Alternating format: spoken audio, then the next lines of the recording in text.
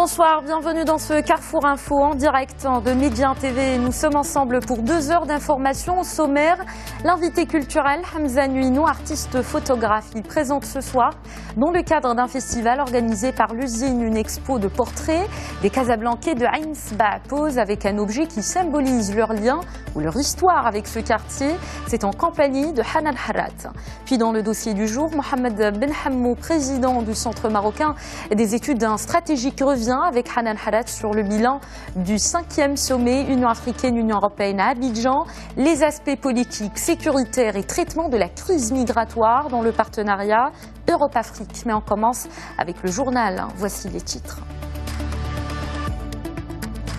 À la une, la clôture du sommet Union africaine-Union européenne. Parmi les dossiers traités, l'immigration. Le roi Mohamed VI a donné son accord pour mettre des avions à disposition de la Task Force, force pour le rapatriement des migrants bloqués en Libye. Et au Proche-Orient, le Fatah et le Hamas sont reportés à 2 jours de l'échéance un transfert de pouvoir dans la bande de Gaza. Ils ont annoncé remettre au 10 décembre la passation initialement prévue d'ici à vendredi. Les précisions de notre correspondante à Jérusalem dans ce journal. Et puis le monde célèbre demain la journée mondiale de lutte contre le sida. Le Maroc a érigé le contrôle de l'infection par le VIH comme une priorité nationale de santé publique. L'objectif du ministère de tutelle et de la société civile est de sensibiliser à l'importance de la prévention, mais aussi aux moyens de réduire le risque d'infection. En ouvrant ce journal en Côte d'Ivoire, le sommet Europe-Afrique s'est achevé aujourd'hui. Parmi les dossiers traités, l'immigration. La problématique revient sur le devant de la scène après la diffusion d'images chocs de migrants réduits en esclavage en Libye. Le roi Mohamed VI a donné son accord pour mettre des avions à disposition de la Task Force pour le rapatriement des migrants bloqués en Libye. C'est un récit de Anissa Haraou. Pour différents chefs d'État africains, il est temps que les promesses laissent place à l'action. Le 5e sommet Europe-Afrique s'est achevé jeudi à Abidjan sur des engagements forts concernant la lutte contre le drame de l'immigration clandestine en Libye. Après le scandale international né de la diffusion d'images de la mise en esclavage de migrants, l'immigration s'est imposée comme le thème majeur du sommet. Parmi un ensemble de promesses, le Maroc a fait clairement savoir sa position et a proposé une aide concrète et immédiate. Je pense que nous avons pris des décisions très importantes. Le président Macron nous a informé que le roi du Maroc a décidé de mettre des avions à la disposition de la Task Force pour aller chercher immédiatement les réfugiés. Ce que nous sommes félicités.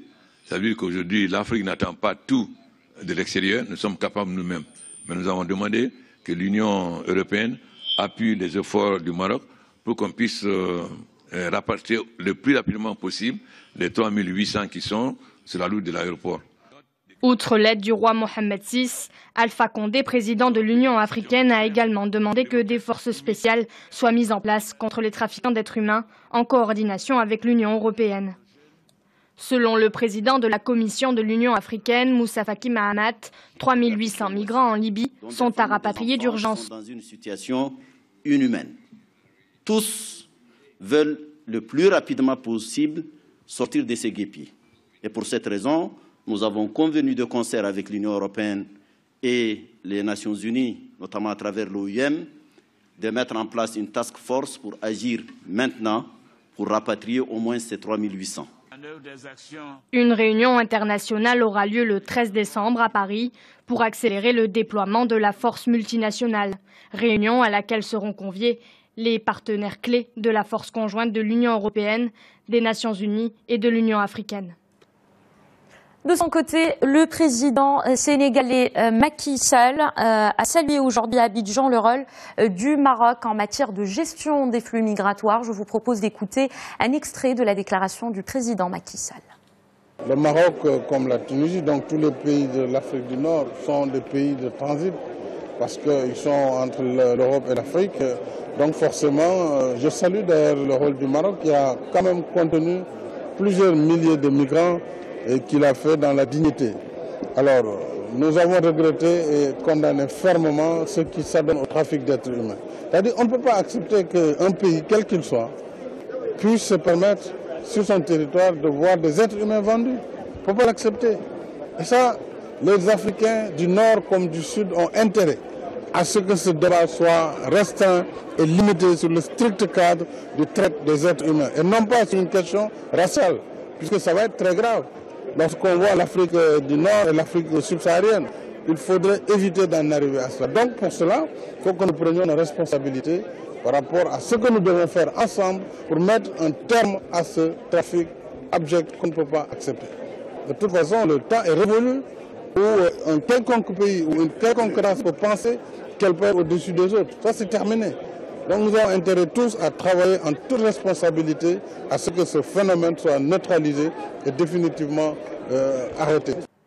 Et précisant maintenant que la réunion internationale qui aura lieu le 13 décembre à Paris vise à accélérer le déploiement de la force internationale G5 Sahel. C'est ce qu'a indiqué le palais de l'Élysée. Le message du roi Mohamed VI a été un temps fort de la première journée du sommet Union africaine-Union européenne. Le souverain a appelé à l'action pour donner un nouvel élan au partenariat entre l'Afrique et l'Europe, évoquant un pacte bicontinental nouveau. Le roi Mohamed VI s'est également arrêté au sujet des migrations, le scandale international de la vente de migrants africains comme esclaves en Libye. Le souverain a ainsi mis l'accent sur une nécessaire évolution de la politique européenne en matière de migration. On voit tout cela avec Souha Boutaha. Présence distinguée du roi Mohamed VI à la cérémonie d'ouverture du 5e sommet Union africaine-Union européenne à Abidjan. En sa qualité de leader de l'Union africaine sur la question de la migration, le souverain a adressé un message au sommet. Dans ce message, le roi Mohamed VI a mis l'accent sur la nécessité d'une évolution de la politique européenne en matière de migration. Si l'Union du Maghreb arabe avait réellement existé, nous serions plus forts face aux défis migratoires, a souligné le souverain, affirmant que le Maroc, qui a été pays des migrations, de transit et d'immigration, a développé une approche introspective de la question migratoire qu'il conçoit de manière inclusive et positive. Aujourd'hui, une nouvelle vision s'impose. Il s'agit de faire de l'immigration un sujet de débat apaisé et d'échanges constructifs, a indiqué le roi Mohamed VI en appelant à agir ensemble pour trouver des solutions efficaces aux phénomènes migratoires. Le souverain a relevé que parallèlement, la conditionnalité de la dette doit être revue. Le roi Mohamed VI a souligné que les pays occidentaux attendent que certains pays d'Afrique, indépendants depuis moins d'un demi-siècle, aient des performances politiques et économiques aussi positives et aussi importantes que les leurs, et leur imposent donc des conditions impossibles à respecter. Cette aberration est d'autant plus vive que certains pays européens ont parfois eux-mêmes de grandes difficultés sur les plans financiers et politiques, a indiqué le souverain. 17 ans après l'émergence de cette rencontre entre les dirigeants des deux continents, le roi Mohamed VI insuffle un nouvel élan au partenariat entre l'Afrique et l'Europe en vue de le faire évoluer vers un pacte bicontinental nouveau pour faire face aux défis communs.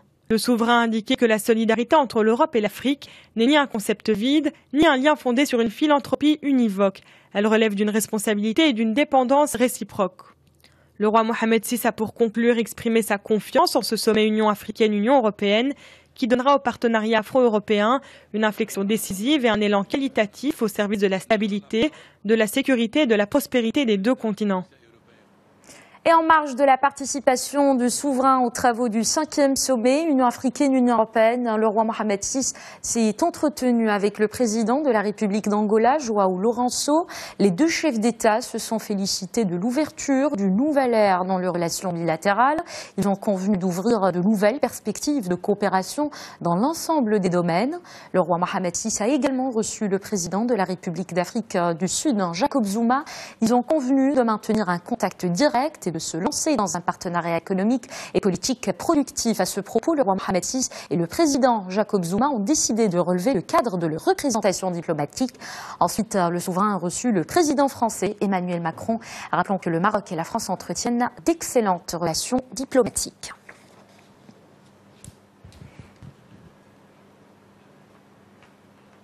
Dernière étape de la tournée africaine du président français. Après le Burkina Faso et la Côte d'Ivoire, Emmanuel Macron s'est rendu aujourd'hui au Ghana pour une visite éclair. Selon l'Élysée, ce choix illustre l'approche continentale de la France et son ambition de nouer des liens avec l'Afrique anglophone.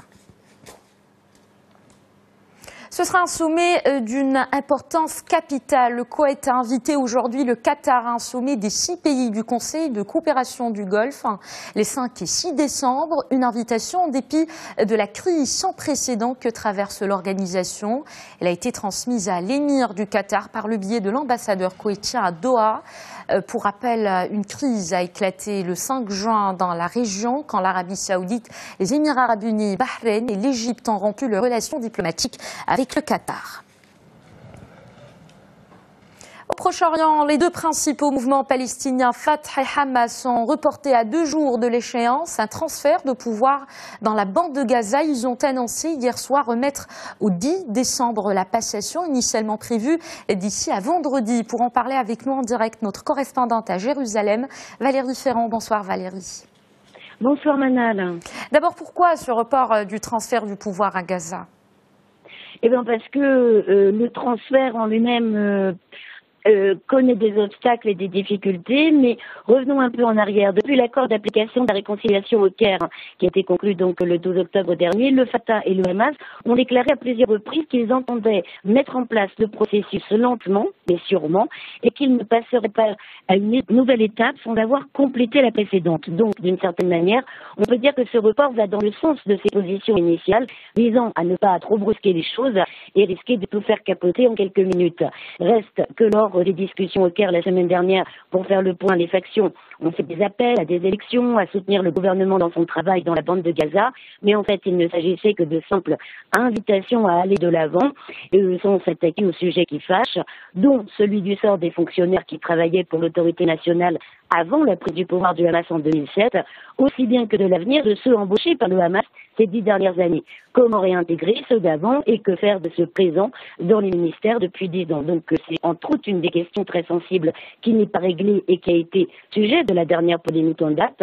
Néanmoins, les 2 parties assurent aujourd'hui que le processus pour restaurer l'unité nationale ne va pas s'effondrer. Ce qu'on peut dire, c'est qu'on voit d'avance qu'il va donc être très chaotique et très long, en raison des dossiers donc très sensibles dont je parlais, dont outre celui des fonctionnaires, la mise au pas de la branche armée du Hamas, le président Abbas insistant, lui, sur l'unité nationale dans tous les domaines.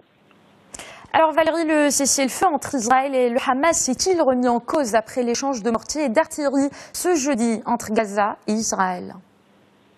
Alors, faut comprendre 2 choses. D'abord, la trêve qui a été mise en place après l'offensive israélienne de 2014 contre la bande de Gaza a souvent été sujette comme ça à des troubles par des tirs de mortier ou des raids israéliens. Donc ce ne sont très certainement pas les tirs et les raids d'aujourd'hui qui peuvent remettre en cause la trêve en elle-même. De plus, il faut savoir que les tirs n'ont pas du tout été revendiqués. Le gouvernement israélien, bien sûr, met la responsabilité sur le Hamas de manière, j'allais dire, plus politique que militaire. Et un colonel de l'armée a pour sa part pointé du doigt le djihad islamique. Donc l'incident en lui-même d'aujourd'hui ne peut pas remettre en cause réellement la trêve, si ce n'est qu'on est dans un contexte extrêmement sensible, une situation très volatile en raison aussi du contexte régional. Et donc, il faut comprendre aussi, certains analystes palestiniens le soulignent, que certains groupes peuvent profiter un petit peu à la fois du report de la réconciliation et la situation générale dans la région pour faire valoir un peu leur capacité de nuisance, car il y a des petits groupes notamment qui défient régulièrement le Hamas dans la bande de Gaza et qui n'ont pas tellement intérêt à cette réconciliation.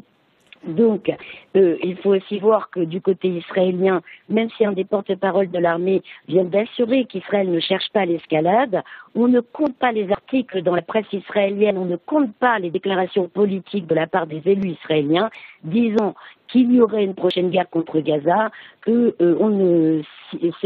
la question n'est pas de savoir si elle aura lieu, mais quand elle aura lieu. Ajoutons à cela quand même un dernier point qui rend ce contexte extrêmement compliqué.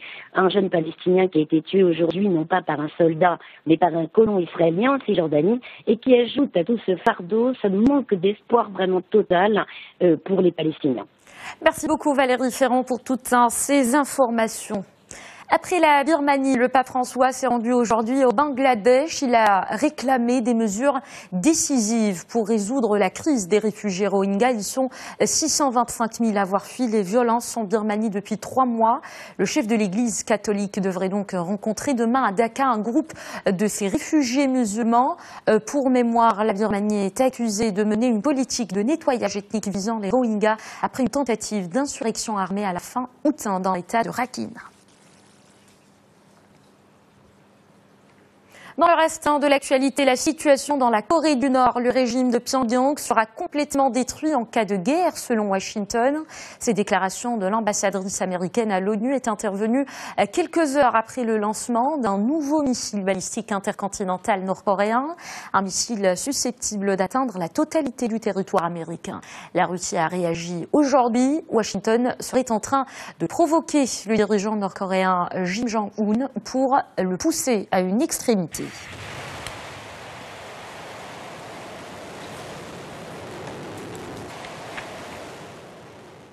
Le monde célèbre demain la journée mondiale de lutte contre le sida au Maroc. Abdelkader Amara, ministre de la Santé par intérim, et Driss Yazami, président du Conseil national des droits de l'homme, ont organisé une manifestation nationale à cette occasion. L'objectif est de sensibiliser la société civile à l'importance de la prévention et aux moyens de réduire le risque d'infection. Le Maroc a d'ailleurs érigé l'infection par le VIH comme une priorité nationale de santé publique. Reportage de Raja Fadli et Kamal Rounaïm, récit de Salma Saïdi. Elle a débuté le 27 novembre et se poursuit jusqu'au 27 décembre. La campagne nationale de dépistage du VIH a été lancée au Maroc et c'est au niveau de toutes les régions du pays à l'occasion de la célébration de la journée mondiale de lutte contre le sida. Le but consiste à réduire de 75% les nouvelles infections et de 60% la mortalité liée à l'infection par le VIH, mais aussi à lutter contre toute forme de discrimination et de stigmatisation par l'adoption de mesures législatives et réglementaires et le renforcement de l'appui psychosocial. Le Maroc est engagé dans l'orientation mondiale au niveau des Nations Unies, une orientation qui vise l'élimination du sida à l'horizon 2030 et c'est bien évidemment le fruit de plusieurs efforts. Le ministère de la Santé, le Conseil national des droits de l'homme, mais aussi les associations de la société civile ont tous collaboré et ont fait que nous vivions aujourd'hui avec cette maladie.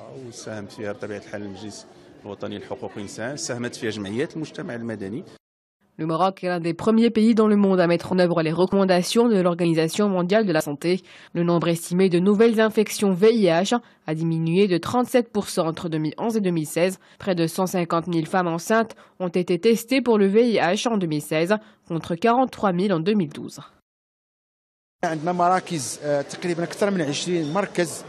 Nous avons plus de 20 centres de prise en charge de cette maladie au niveau national. Le ministère de la Santé prend en charge toutes les personnes atteintes. Le taux de couverture du traitement antirétroviral dépasse aujourd'hui 54%. C'est un pourcentage qui dépasse largement le pourcentage observé dans la région MENA, qui est moins de 20%.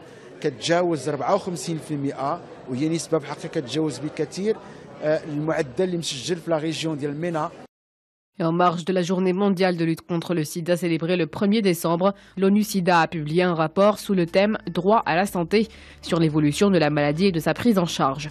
Dans ce document, l'ONU SIDA a cité le Maroc comme une exception au niveau de la région du Moyen-Orient et de l'Afrique du Nord. C'est la fin de ce journal essentiel de l'actualité économique. C'est à suivre avec Oumaïma Sbila. Je vous retrouve juste après.